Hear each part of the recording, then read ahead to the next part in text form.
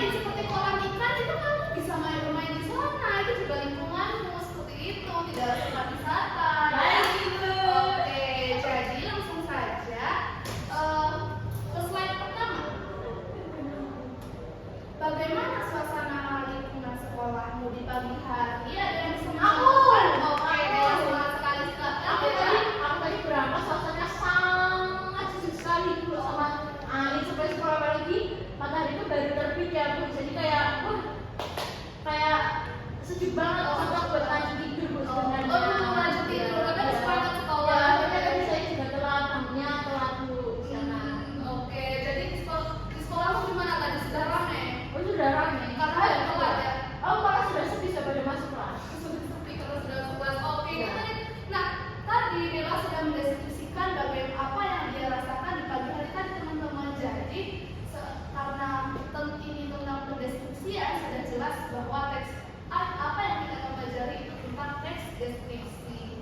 Teks deskripsi yang akan kita pelajari pada hari ini itu bertujuan agar kalian bisa menulis pada akhir pelajaran nanti. Kenapa sih kalian itu harus belajar teks deskripsi? Jadi kalian belajar ini agar kalian mengetahui gambaran mengenai sesuatu seperti tempat kayak kolam ikan yang ibu contohkan tadi, keadaan sekitar dan lain sebagainya, supaya ketika kamu menceritakan kolam ikan yang ada di dekat rumahmu, teman-temanmu tuh tahu di mana sih gambarannya kolam ikan yang dekat rumahmu itu bentuknya bagaimana, ada ikan apa aja, terus suasananya apakah panas atau bagaimana, seperti itu ya. Nah, jadi para pembaca akan ikut melihat, merasakan, dan mengalami apa yang kamu deskripsikan, seperti itu. Lanjut, pengertian teks deskripsi hampir sama seperti manfaatnya tadi. Teks deskripsi itu digunakan untuk menggambarkan sesuatu. Jadi berisi penjelasan tentang ciri-ciri suatu objek, entah itu ukurannya, warnanya, baunya, dan lainnya secara rinci. Lalu teks deskripsi itu bisa membuat pendengarnya itu ikut mendengar, melihat, merasakan, dan ikut terlibat di dalam apa yang kamu jelaskan. Seperti itu, misalnya kayak tadi menjelaskan tempat wisata yang pernah kamu datangi. Jadi apa yang kamu jelaskan itu nantinya akan ikut dirasakan oleh pendengarmu, seperti itu ya.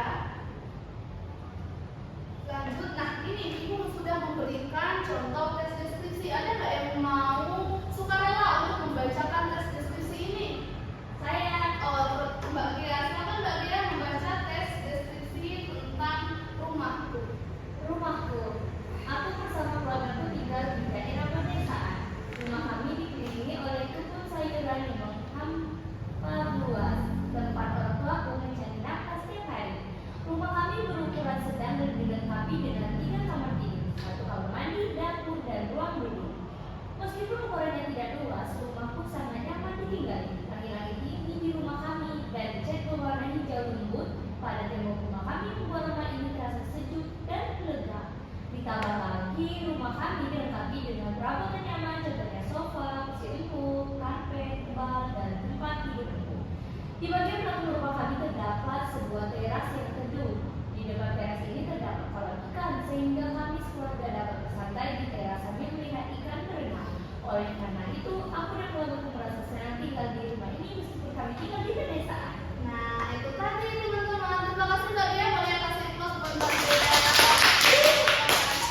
Nah, di sini dijelaskan secara rinci ya teman-teman oleh penulis bagaimana rumahnya, ukurannya, dilengkapi dengan apa saja. Jadi kita itu bisa membayangkan gitu rumahnya bentuknya gimana. Terus di belakang rumahnya terdapat teras, di depan teras itu terdapat kolam ikan. Jadi kita terbayang gitu ketika duduk di teras, depannya ada kolam ikan sambil menikmati kolam ikan, melihat kolam ikan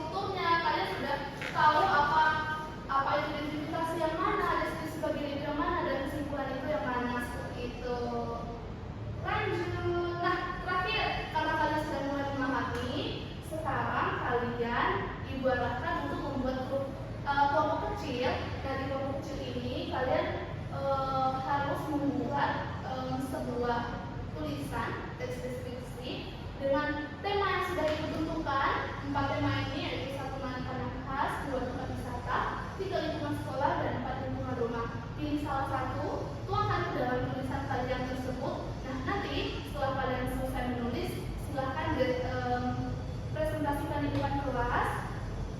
Satu kelompok itu cukup 3 orang ya anak-anak. Ya, 3 orang. Nanti ketika mempresentasikan, silahkan presentasikan sesuai dengan struktur yang sudah kita pelajari. Ada yang membaca identifikasinya, ada yang membaca deskripsi bagiannya, dan ada yang membaca kesimpulan seperti itu. Apakah dimengerti? Mengerti. Oke.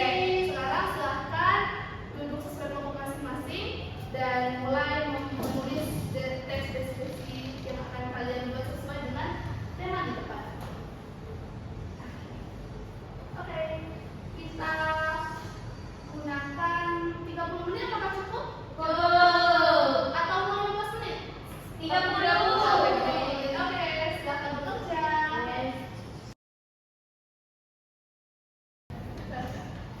Oke, anak-anak apakah sudah selesai semua? Kelompok mana yang mau presentasi dulu? Oke, kelompok baratnya silakan maju ke depan dan presentasikan hasil kerja kelompok. Majunya satu-satu apa baris-baris satu kelompok? Tadi kan sudah ibu jelaskan kalau bertiga itu ada yang menjelaskan identifikasi, ada yang membacakan deskripsi bagian dan grafik kesimpulan. Silakan maju ke depan. Oke, ayo teman-teman. Teman-teman, kita ada Cepat. Oke, ibu duduk di sini agar bisa melihat kalian ya. Kalian jelaskan dulu tema yang mana kalian ambil dan langsung dibacakan saja ya. Oke. Baik, terima kasih kepada Ibu atas kesempatannya. Di sini kami akan mempresentasikan hasil diskusi kami. Nah, di sini kami memilih salah satu temanya yaitu makanan khas.